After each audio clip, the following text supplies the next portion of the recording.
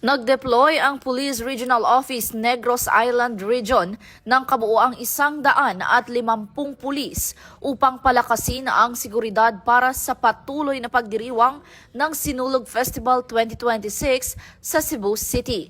Ayon kay Pro-Near PIO Chief Police Lieutenant Colonel Joem Malong, ang augmentation force ay binubuo ng 100 personnel mula sa Negros Oriental Police Provincial Office at 50 mula sa Siquijor Police Provincial Office. Itinalaga ang mga pulis sa iba't ibang lugar sa lungsod mula Enero 15 hanggang 18 ngayong taon.